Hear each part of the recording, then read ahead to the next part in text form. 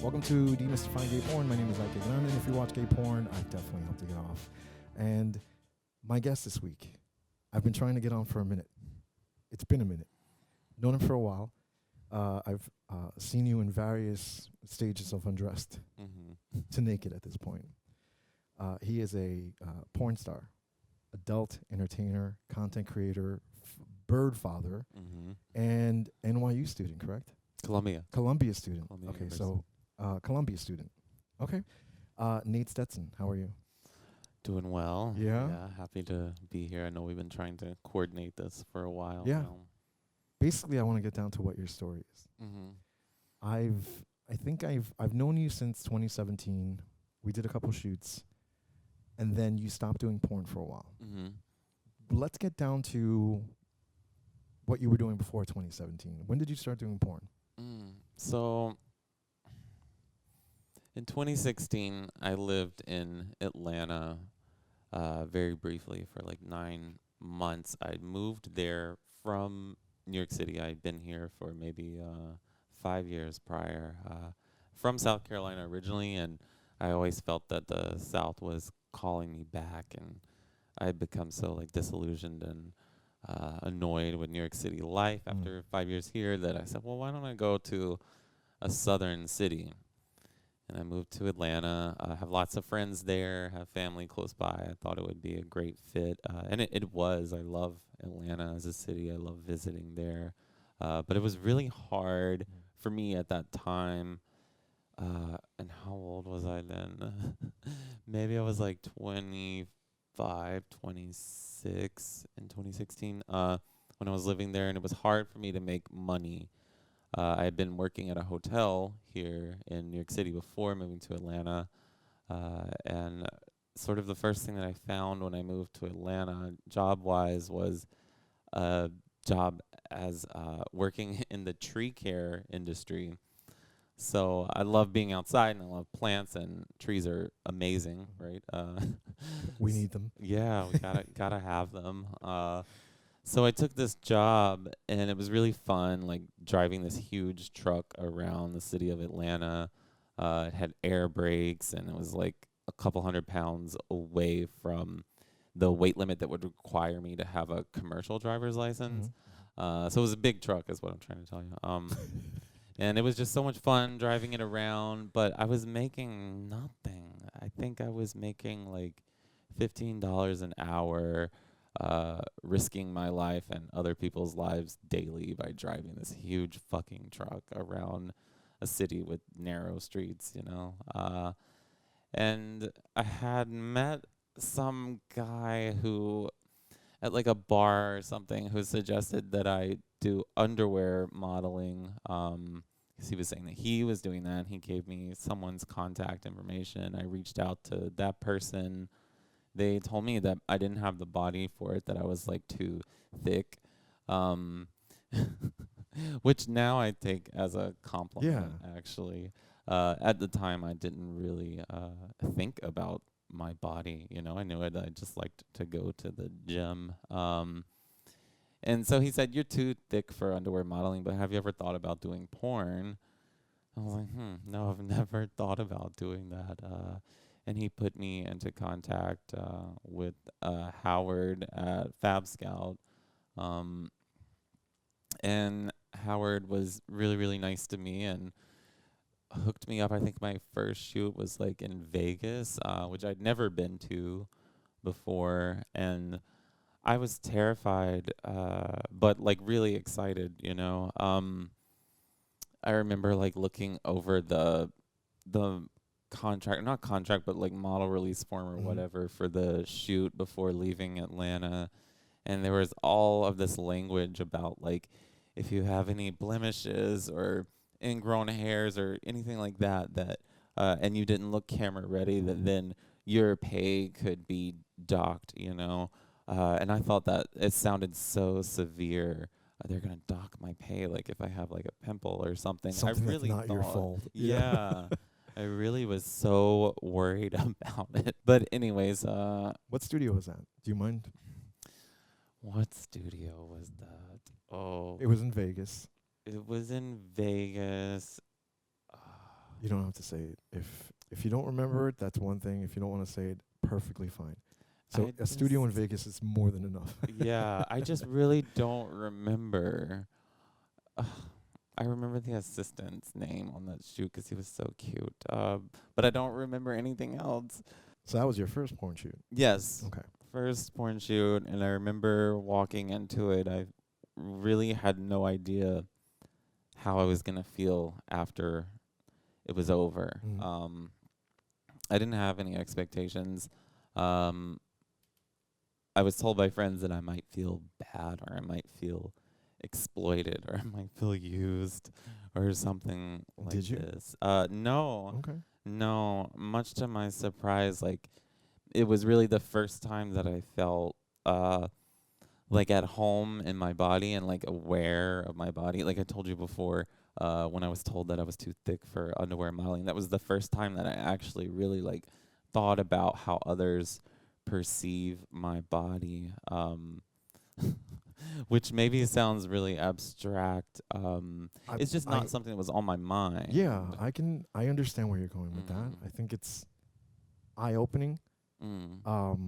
Something you haven't thought about before. Did you top or did you bottom? I topped, yeah. I remember the scene partner before the shoot. I was reading. There's a Toni Morrison book called The Bluest Eye, and I remember he was like, "Oh, I don't have to read that book 'cause I already have the bluest eye," which is really funny if you've read the book 'cause the whole book is about a girl who thinks that she has blue eyes, but she doesn't. You know. And did he? He did, but maybe they were colored contacts. I'm not sure. He was really nice. Don't get me wrong. Yeah. It was just like kind of funny at the time, and it's a story that I remember and tell a lot. Before being a truck driver and getting into porn, where did you grow up? I grew up in rural South Carolina. Okay. Mm-hmm. How was growing up? How was your life growing up? My life growing up was fine. Maybe if I had to like flatten it out and reduce it in one word, I would say boring. Boring. Boring. What part of South Carolina? The upcountry, as we call it, northwestern part of the state, near Greenville, near Spartanburg. Okay. Corn-fed, all-American. Not corn-fed. More like Diet Mountain Dew, tobacco, peanut fed. Okay. Yeah. They don't grow a lot of corn there, but they grow a lot of tobacco. You know what? You're right. I'm thinking more out west, right? What was growing up like? How was high school? Do you define yourself as gay? Okay. When did you realize that you were gay?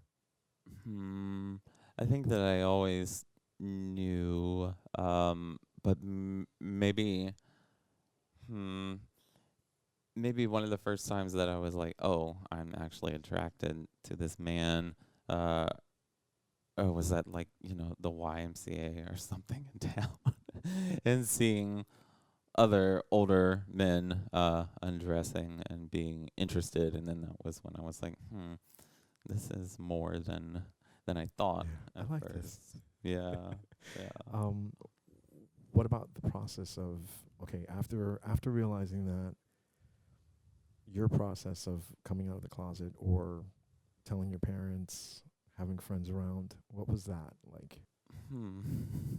So maybe when I was like 15, I had my first boyfriend, and he gave me like a dog tag with his name on it, and I would wear it all the time. I never took it off. And I remember once my mother saw it and she was like, "Who is that?" And I was like, "Oh, it's my boyfriend." I just didn't care at the time what they thought, I guess. And they didn't care either, which is great, right? It sounds great. But I think that it felt like it didn't feel like an accepting, not caring. It just felt like a do whatever you want, not caring at the time, that relationship was pretty intense, though, you know, like, 'cause it was the relationship that I came out in. And he, my boyfriend at the time, whose dog tag I was wearing around all the time, his family was very religious. And I remember once I was like over at his house, and back then, like, what year would that have been? Like 2005. It was still really popular to like take a picture of yourself kissing your boyfriend, girlfriend, like with a disposable camera, Oh you God. Okay. know, Yeah. and then like you would get it developed and like keep it and cherish it. Anyway, his mom found it one day while I was over there. And I just remember she like busted into his bedroom, and she put me in her car and drove me to a gas station and gave me 50 cents and said, "Call your mom to come pick you up." And I waited for hours because also I lived far from them.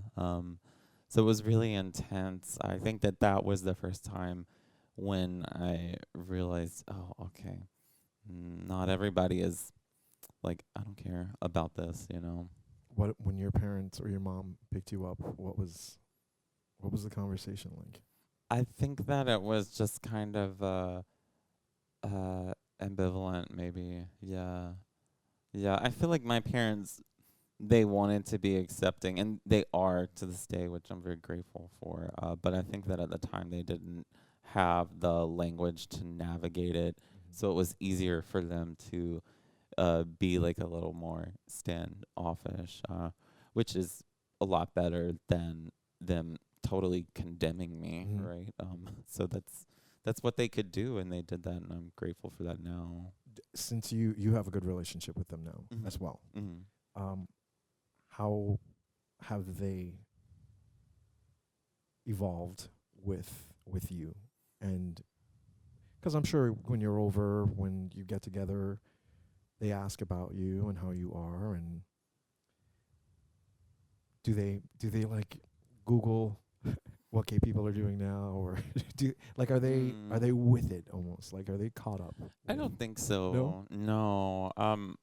Because also I'm not really caught up. Yeah. Do you know what I Yeah. mean? No, I know what you mean. I'm not really with it as far as like mainstream, what we might Mainstream gay. call, yeah, mainstream Yeah. gay culture. Yeah, so they're they're not any more aware of it than I am, Okay. probably. What about high school? How was your high school experience? What was it like? Mm-hmm. Painful, uh, very, very challenging. Like I said, I'm from rural South Carolina. When I was born, maybe like 1,200 people lived there. Now the census says like 600 something, so the town really shrunk. Our high school was closed, actually. Wow, Um, because it was so small. yeah, because there were gonna be like 20 people graduating in my class, and they closed. When I was like in the ninth grade.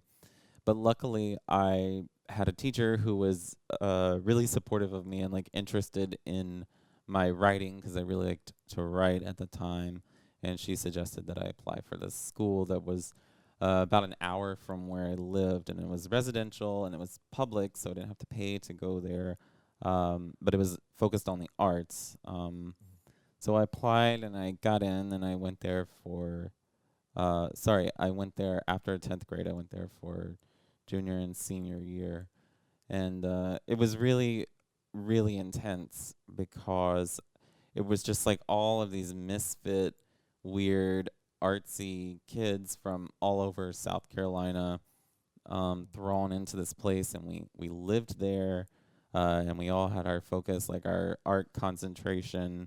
But we were also trying to finish like regular high school degree, right? And I just remember uh, the teachers there really pitted us against each other Mm. to see like who could be the most creative, who at 17, 16 years old is going to produce the most profound work. Do you know what I mean? And I realized they were just trying to be encouraging, but it was really intense, you know. That's very. I feel like they were setting you up for moving to New York, if anything. Yeah. Because, I mean, rejection as a part of the art world in New York is every day. You Mhm. you kind of get rejected more than you get accepted. What brought you to New York? Mm. I know we had okay, so we got to the truck driving. You met Howard at Fab Scout. He Mhm. sent you out to Las Vegas. What finally brought you to New York? When I got out of high school, which I graduated in 2007, I got in a full ride at a school like way, way, way central New York near Syracuse. Mhm. And everyone told me not to go there. Everyone told me that I wasn't going to fit in. Everyone told me that I would be miserable because it was even more rural than where I was born. Um, and additionally, that most of my classmates would probably be driving like Mercedes Benz, Mm. and daughter of the president of Saks Fifth Avenue was going to go there and all this stuff. But I went there anyway because they gave me so much money. They needed to fill some sort of rural South Carolina demographic, so they Just brought me there. Um, and I was miserable there. really I okay. really enjoyed it academically, but socially it was impossible for me to navigate.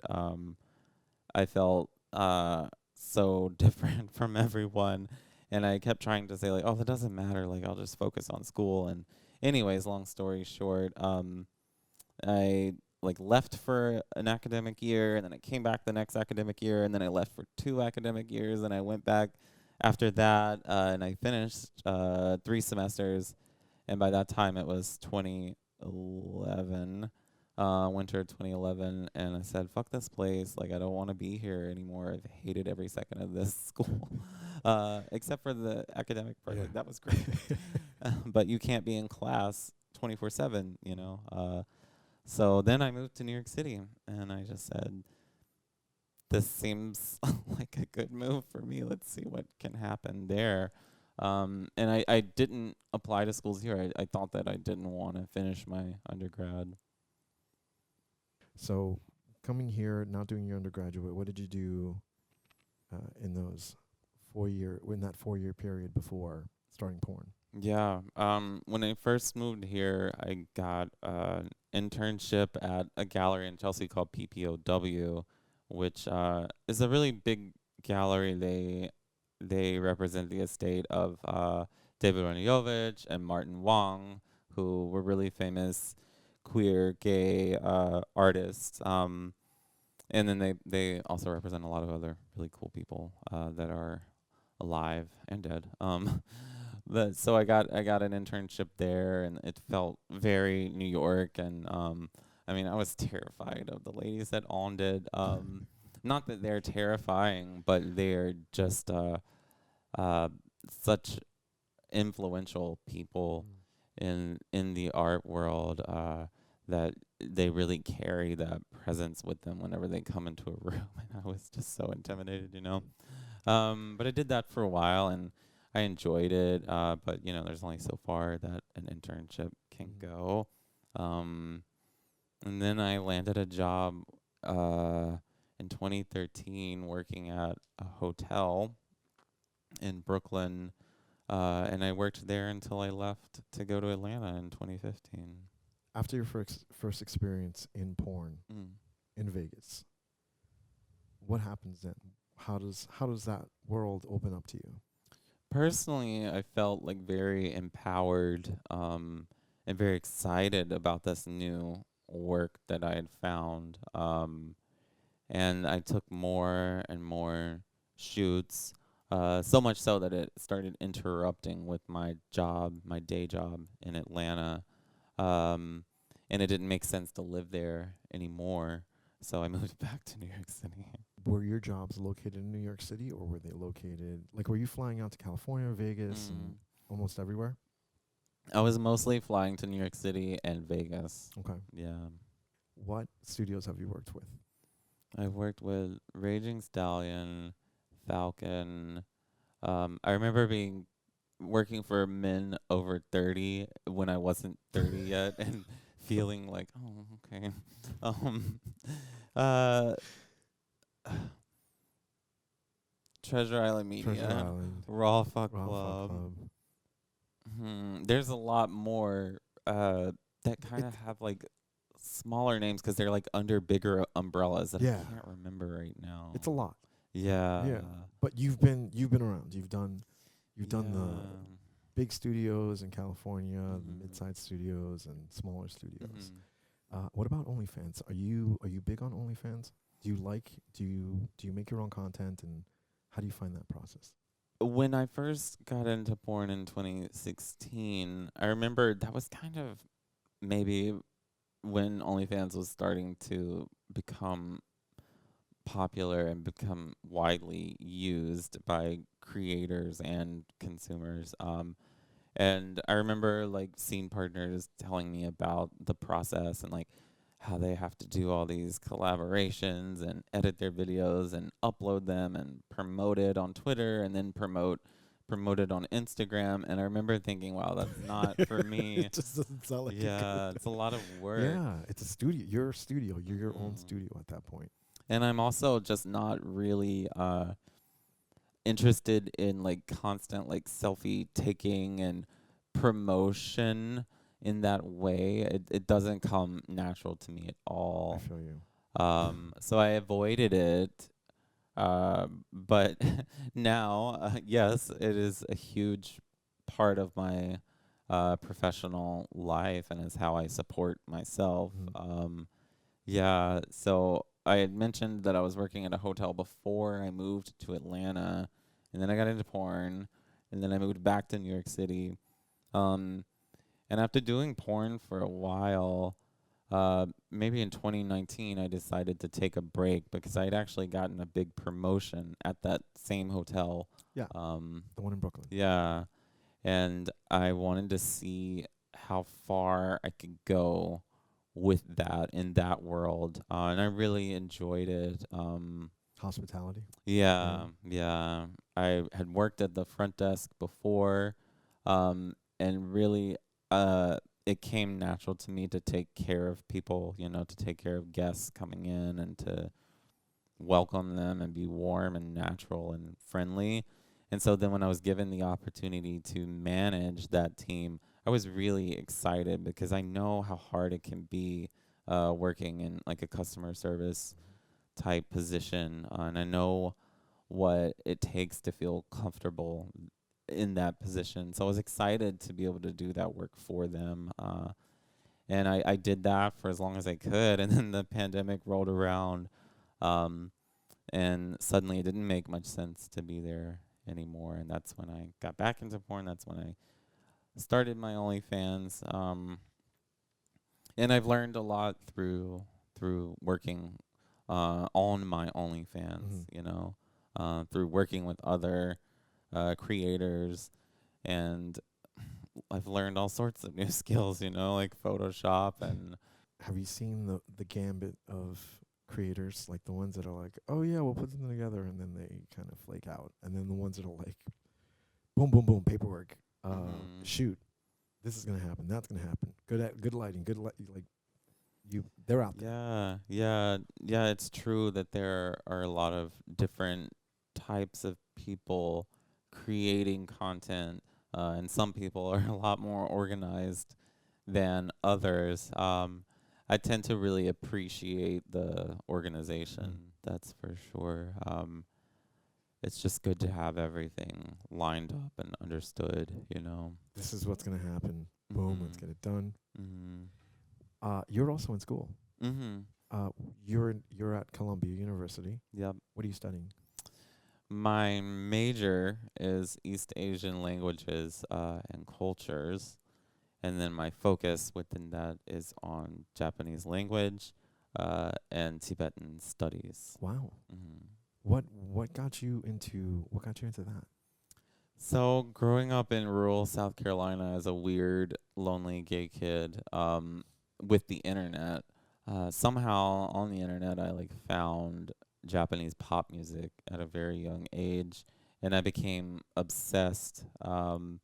And I became really interested in the language itself, and I would teach myself some as a kid, and just expose myself to as much of the language as I could, because it's such a fascinating language. And when I left the hotel when the pandemic rolled around, I was just thinking, like, what can I do? Like, what am I passionate about? I remembered my love for the Japanese language and started taking classes online during the pandemic, and it all kind of what little I taught myself as a kid came back to Wow.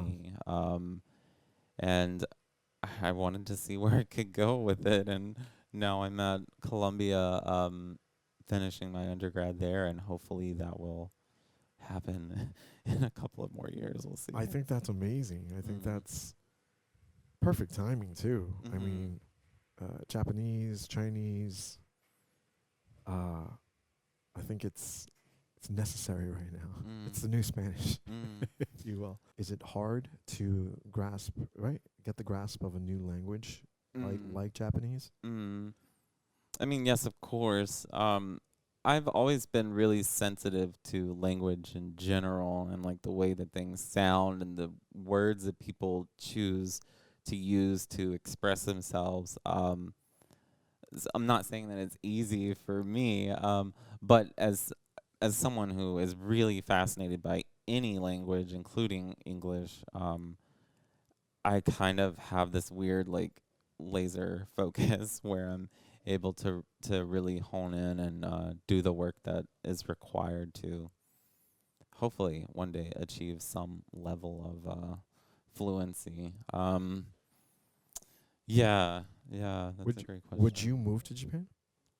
I've thought about it, because of my love for language in general. I thought, well, maybe I could move to Japan and work as like a freelance translator, and then try to start some other business on the side.